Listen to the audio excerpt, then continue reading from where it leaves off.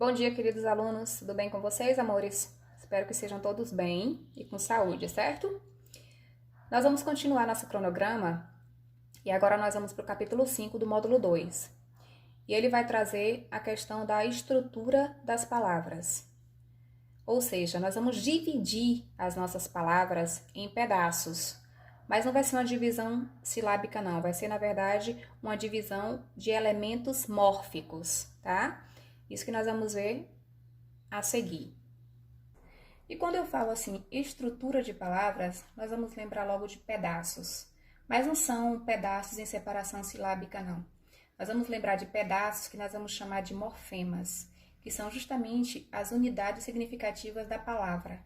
São os pedacinhos que compõem a formação de uma palavra, certo? E sempre que eu falar em morfemas ou elementos mórficos, eu vou lembrar que eles são radical, vogal temática, tema, desinências, afixos, vogal ou consoante de ligação, certo? Esses aí são justamente os morfemas ou elementos mórficos. O radical, na verdade, é o elemento mórfico mais importante. Por quê? Porque é através dele que eu tenho o significado da palavra. É como se ele fosse o esqueleto. E a partir dele é que eu tenho suporte, que eu tenho sustentação para poder formar outras palavras. Lateral, colateral, lateralidade. Observem que o radical é o mesmo. Mas eu formei palavras diferentes a partir dessa palavra básica, desse pedacinho básico, que é o esqueleto delas e que traz o significado, que é justamente o meu radical. Quando acontecer, como no exemplo agora, das palavras elas possuírem o mesmo radical, com o mesmo sentido, com o mesmo campo semântico, nós vamos dizer que essas palavras elas pertencem ao campo de palavras cognatas. Por quê? Porque elas pertencem à mesma família, porque possuem o mesmo significado.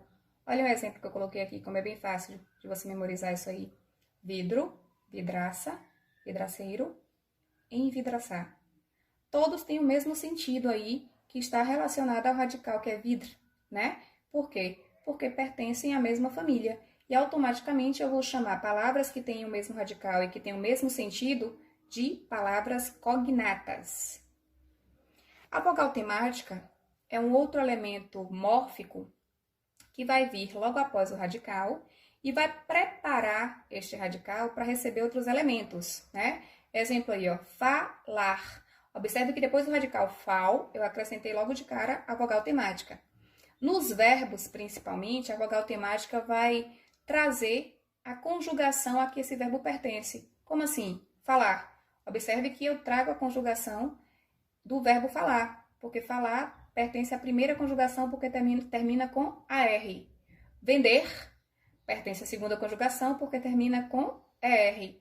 E partir pertence à terceira conjugação porque termina com IR. Então, nos verbos, a vogal temática ainda trará essa informação para a gente, de indicar a conjugação a que pertence cada um desses verbos, certo? O tema é muito fácil, porque você vai lembrar logo, tema. Eu vou somar o radical à vogal temática. O pedacinho que ficar aí dessa somatória é o meu tema. Rox mais ó. Rox é meu radical, ó é a minha vogal. Eu formei o quê? Rosto. Rosto é o meu tema, tá? Vende. Eu coloquei vende mais que é a vogal temática. O que acontece? Eu formei que palavrinha aí, que pedacinho? Vende. Então, vende é o meu tema. Vai ser a junção. Mesmo que eu tenha outros elementos mórficos depois, o tema vai ser só o pedacinho que representa o radical mais a vogal temática, certo? Por isso que é bem fácil. Os afixos vão ser elementos, na verdade, que vão se juntar ao radical e vão formar uma palavra nova. Eles vão, na verdade, servir para isso. São pedacinhos mesmo que nós vamos juntar o radical e formar palavras novas. Só que esses afixos, eles podem ser classificados em dois tipos, prefixos e sufixos. Os prefixos são os afixos que são colocados antes do radical. Eu coloco um pedacinho antes do radical e formo uma palavra nova. Exemplo, feliz é meu radical. Eu acrescentei o prefixo in e formei uma palavra nova, infeliz, tá? Observe o segundo exemplo, quando for o sufixo, porque o sufixo eu coloco depois, o prefixo eu coloco antes do radical. Olha o exemplo aqui do sufixo. feliz, que é o mesmo radical que eu usei, mais mente, que é o sufixo. Eu formei que palavra? Felizmente.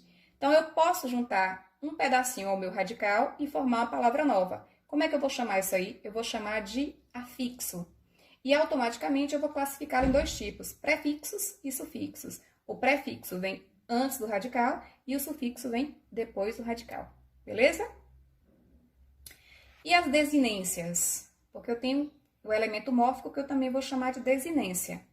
As desinências nós vamos dividir em dois pedaços, em duas partes. Eu vou, na verdade, chamar desinência nominal, quando eu me referir a nomes, e na gramática eu falo que nome é tudo que não for considerado verbo. E eu vou chamar também de desinência verbal. Por quê? Porque na desinência nominal, por exemplo, as desinências elas vão indicar número e gênero nos nomes, tá? Como assim, professora? Olha o exemplo que eu coloquei aí. Gatas, gatas.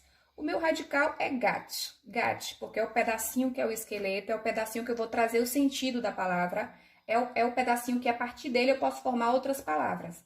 Então, gat é o meu radical. Observe que o a, ele está indicando o gênero, ele é uma desinência de gênero. Primeiro, já sei que ele é um nome, porque não é verbo, é nome.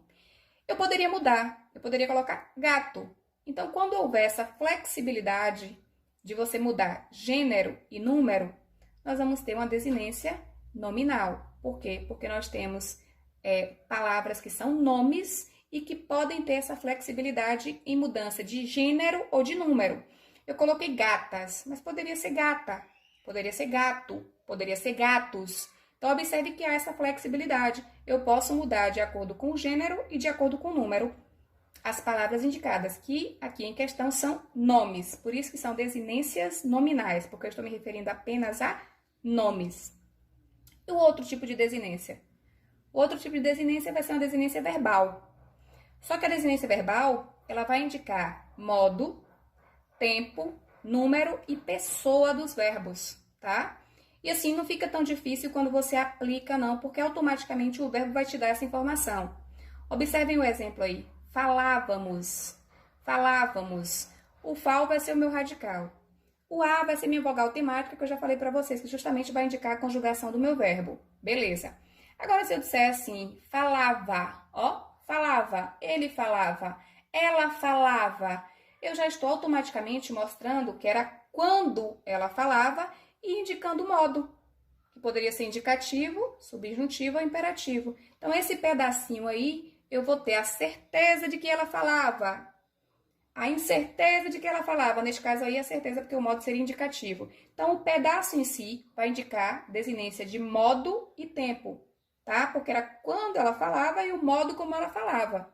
Agora, observe outro pedacinho. Falávamos, falávamos, mus. Quem falávamos? Quem? Nós. E automaticamente, quando eu falo nós, eu estou indicando que é a primeira pessoa do plural. Ou seja, esse pedacinho aí, essa desinência vai indicar número e pessoa, certo? Por isso que o verbo, eu vou ter a desinência, na desinência verbal, uma desinência que vai indicar modo e tempo e uma outra desinência que vai me indicar número e pessoa. Uma pergunta que pode surgir, professora, em todos os verbos vão aparecer as duas desinências? Não, eu poderia ter só falava. E aí, nesse caso, nós não teríamos a desinência de número e pessoa, só teríamos a desinência de modo e tempo, certo? Vamos agora às vogais e consoantes de ligação. Esses elementos aí, na verdade, como o próprio nome já diz, eles têm a função de ligar. Como assim? Eles vão ligar o radical ao seu sufixo, né? Então, eles têm essa função predominante. Ele vai ligar, seja uma vogal ou uma consoante, ele vai ligar o radical ao sufixo. Exemplo, floricultura. O radical flor, mais o sufixo cultura. Observem que para formar a nova palavra, eu precisei de uma ligação, porque senão ficaria floricultura. Eu usei aí, neste caso, uma vogal, que foi o i. Então, ficou floricultura. Quando houver essa necessidade desse elemento de ligação, ele não vai servir em relação à questão de sentido, de significado, ele vai servir apenas para ligar. Então, nós vamos chamar de vogal ou de consoante de ligação. Olha o exemplo de consoante de ligação. Chaleira. Chá que é o radical, mais o sufixo eira. Observe que eu usei o L apenas para servir de elemento de ligação para juntar esse radical ao meu sufixo. E aí eu terei uma consoante de ligação, porque tem essa função de ligar.